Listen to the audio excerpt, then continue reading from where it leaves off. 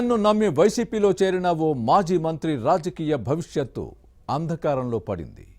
Fan party పాలనలో టీడీపీని వీడి ఫ్యాన్ కిందకు చేరి సేద తీరారు. కానీ పార్టీ నాయకత్వం పట్టించుకోలేదు. గత ఎన్నికల్లో టికెట్ ఆశించిన ప్రయోజనం లేకుండా పోయింది. కూటమి ప్రభుత్వం పవర్లోకి వచ్చిన తర్వాత ఫ్యాన్ పార్టీకి గుడ్ బై చెప్పి తెలుగుదేశంలో చేరే ప్రయత్నం చేశారు. కానీ నో ఎంట్రీ బోర్డు పెట్టడంతో ఏ దారి లేక వ్యాపారాలు చేసుకుంటున్నారు. ఇంతకీ ఎవరా నేత? వైసీపీని వీడిన కొందరు మాజీలు టీడీపీలో చేరినా ఆయనకు మాత్రం డోర్స్ క్లోజ్ చేయడానికి కారణమేంటి?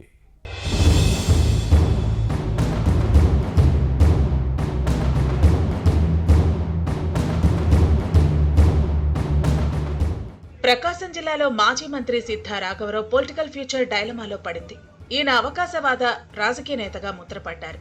తన వ్యాపారాలను కాపాడుకునేందుకు అధికారంలో ఉన్న పార్టీ వైపు వెళ్లాలనుకుంటారు. గతంలో అలా జరిగినా ఇప్పుడు మాత్రం కుదరలేదు. 2014-19 మధ్య టీడీపీ ప్రభుత్వంలో మంత్రిగా పనిచేశారు. కానీ 2019లో వైసీపీ అధికారంలోకి వచ్చిన తర్వాత ఫ్యాన్ కిందకు చేరి సేద తీరారు. గత ఎన్నికల్లో కూటమి ప్రభుత్వం అధికారంలోకి వచ్చిన తర్వాత వైసీపీకి రాజీనామా చేశారు. తనకు రాజకీయ భిక్ష పెట్టి పదవులు ఇచ్చిన తెలుగుదేశంలో చేరాలనుకున్నారు.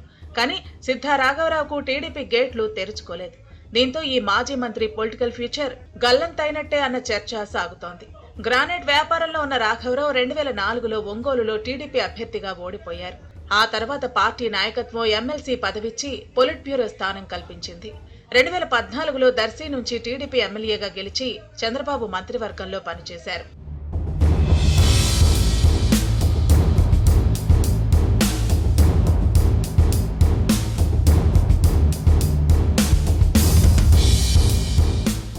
అయితే 2019లో జగన్ అధికారంలోకి రావడంతో గ్రానైట్ వ్యాపారాన్ని కాపాడుకునేందుకు సిద్ధా రాఘవరావు వైసీపీ కండువా కప్పుకున్నారు. కానీ ఆ తర్వాత పార్టీ నాయకత్వం పట్టించుకున్న దాఖలా లేవు.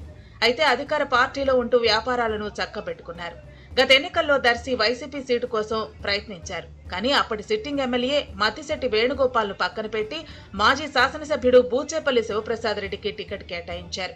దీంతో వైసీపీ వంచన చేసిందని భావించిన రాఘవరావు అప్పట్లోనే టీడీపీలో చేరేందుకు ప్రయత్నించారు. కానీ నో ఎంట్రీ బోర్డు పెట్టడంతో తెలుగుదేశంలోకి తిరిగి రాలేకపోయారు.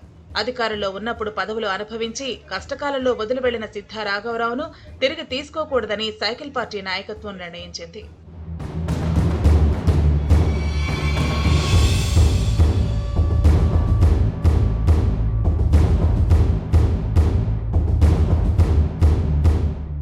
అయితే గత ఎన్నికల్లో వైసీపీ అధికారం కోల్పోయిన తర్వాత ఈ మాజీ మంత్రి పరిస్థితి అగమ్య గోచరంగా మారింది.